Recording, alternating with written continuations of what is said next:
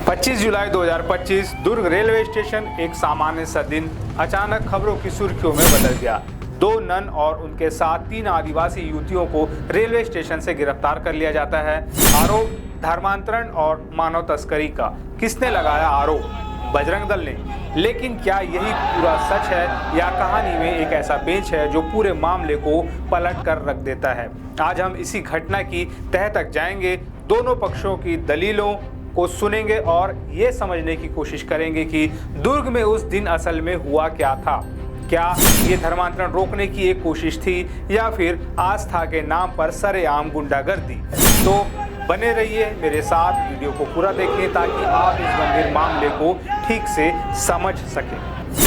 नमस्कार, मैं हूं चंद्रशेखर और आप देख रहे हैं नवप्रदेश टीवी। क्या हुआ था 25 जुलाई को दुर्ग स्टेशन पर? कहानी शुरू होती है एक ट्रेन यात्रा से। 2 नन 3 आदिवासी युवतियों के साथ आगरा जाने की तैयारी कर रही थी। सब कुछ सामान्य था, लेकिन तभी ट्रेन में मौजूद कुछ लोगों को शक हुआ। इन लोगों का संबंध बजरंग दल से था। उन्हें लगा कि इन आदिवासी युवतियों को बहला फुसलाकर कहीं ले जाया जा रहा है, शायद उनका धर्म बदलवाने के लिए।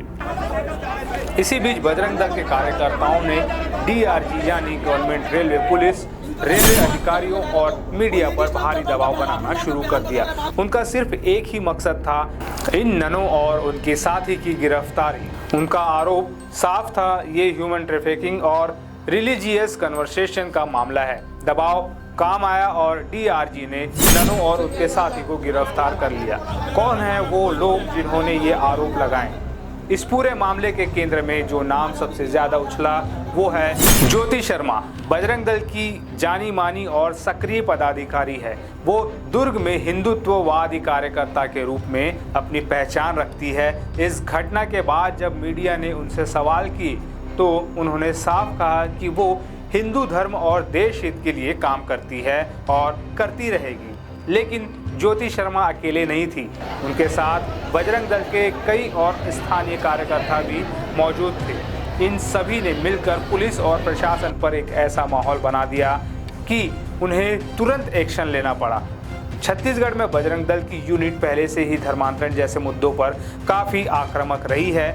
वे अक्सर ऐसे मामलों में सीधे हस्तक्षेप करते हैं और कई बार कानून एवं व्यवस्था को प्रभावित करने की कोशिश भी करते हैं।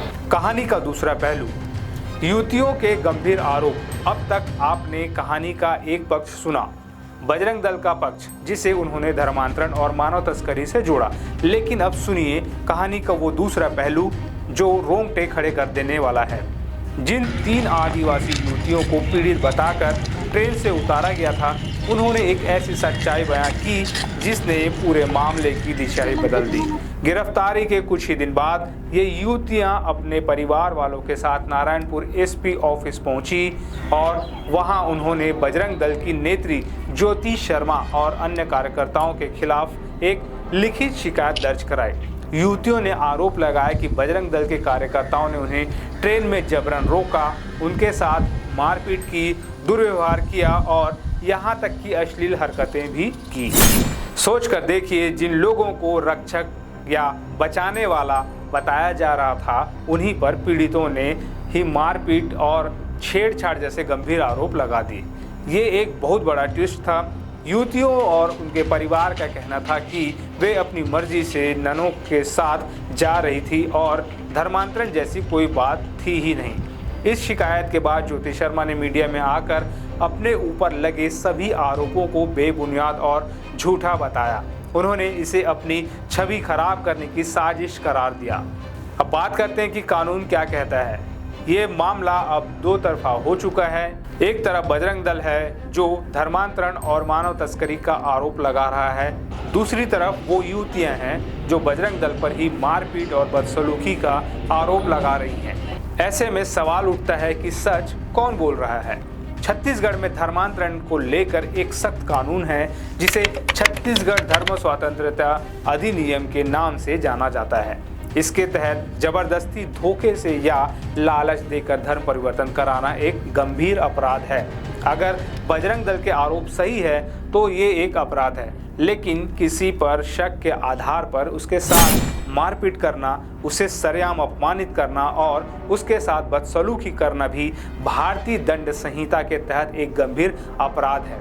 अगर युवतियों के आरोप सही है तो ये भी कानून का उल्लंघन है। इस मामले में जीआरपी की भूमिका भी सवालों के घेरे में है। क्या उन्होंने सिर्फ एक संगठन के दबाव में आकर बिना पूरी जांच पड़ताल के गिरफ्तारी कर ली?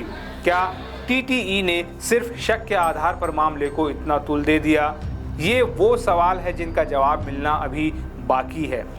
दुर्ग का ये मामला बहुत ही पेचीदा है। ये सिर्फ एक घटना नहीं है, बल्कि ये हमारे समाज में बढ़ रही असहिष्णुता, नैतिक पुलिसिंग और विचारधाराओं के टकराव का एक आईना है। अगर बजरंग दल सही है तो ये वाकई एक गंभीर मामला है और हमें ये सुनिश्चित करना होगा कि किसी को भी धोखे से या जबरदस्ती धर्म बदलने पर मजबूर ना किया जाए। और अगर वो युवतियाँ सही है तो ये उससे भी ज़्यादा गंभीर मामला है, क्योंकि इसका मतलब ये है कि कोई भी संगठन शक के आधार पर किसी भी नागरिक, खासकर महिलाओं के साथ सरेआम कुछ भी कर सकता है और कानून को अपने हाथ में ले सकता है। इस मामले में अब गेंद पुलिस और न्यायपालिका के पाले में है।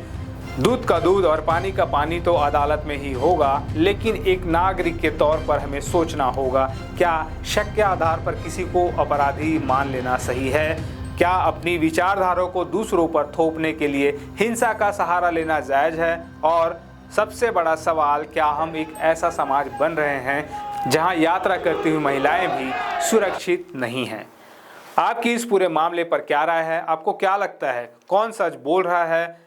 नीचे कमेंट्स में अपनी राय हमें ज़रूर बताएं। हम आपके हर कमेंट को पढ़ते हैं। अगर आपको ये वीडियो जानकारी भरा लगा हो तो इसे लाइक करें, अपने दोस्तों के साथ शेयर करें, ताकि सच ज़्यादा से ज़्यादा लोगों तक पहुँचे। और हमारे चैनल को सब्सक्राइब करना ना भूलें। नमस्कार।